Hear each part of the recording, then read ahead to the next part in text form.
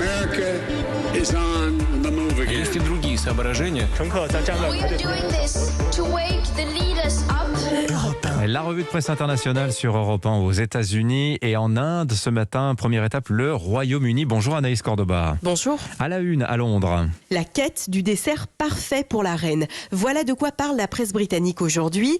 Un concours national a été lancé pour créer le gâteau du jubilé de platine qui a lieu cette année et marque 70 ans de règne pour Elisabeth II.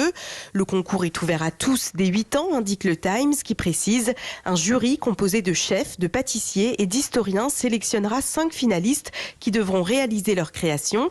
Le Daily Mail ajoute « La recette du gagnant sera diffusée dans tout le pays et les Anglais seront appelés à cuisiner ce gâteau lors de la célébration du jubilé en juin prochain.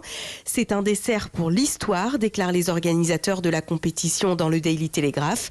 Le quotidien reprend aussi les conseils du chef cuisinier de Buckingham Palace aux participants. Faites simple, subtil et élégant. Voilà, une appétissante donc au Royaume-Uni. Direction maintenant l'Inde où nous rejoignons Com Bastin. Bonjour Com. Bonjour. De quoi parle-t-on à New Delhi ? Ici, ce sont les révélations du média The Wire qui sont à la une. Selon ce site d'investigation, le parti nationaliste hindou BJP au pouvoir s'appuierait sur une application secrète pour manipuler le débat public en Inde. Baptisée TechFog, elle permettrait de fabriquer des tendances Twitter grâce à des milliers de faux profils, de contrôler des comptes WhatsApp en théorie inactifs et même de créer des fake news en modifiant des articles existants. Ces accusations suscitent l'indignation au sein de l'opposition indienne. Le BJP fabrique une machine à haine, juge le leader du parti du Congrès, Rahul Gandhi, qui a sollicité l'intervention de la Cour suprême du pays selon le Deccan Herald. Du côté du BJP, on nie tout en bloc. Pour le site pro-gouvernemental Op India, les journalistes n'ont pas pu apporter la preuve de l'existence de cette application. Merci Com Bastin. Enfin aux États-Unis, nous rejoignons Alexis Guilleux. Bonjour Alexis. Bonjour. À la une chez vous ce matin. Eh bien, le déplacement de Joe Biden et Kamala Harris en Géorgie, ils y prononceront dans la journée un discours sur le droit et l'accès au vote. Un moment crucial pour Joe Biden, selon le Washington Post, qui pourrait marquer le reste de sa présidence. La semaine dernière, pour le premier anniversaire du 6 janvier, il a déjà accusé les républicains de manœuvrer pour miner les élections dans les États qu'il contrôle.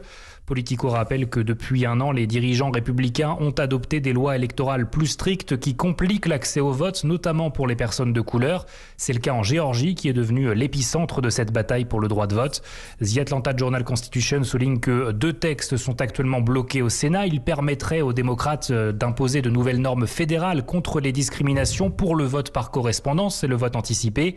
Le New York Times remarque que Joe Biden a déjà entamé sa 2e année de mandat avec un ton tranchant. Il s'en prend aux républicains alors que son programme économique et social piétine.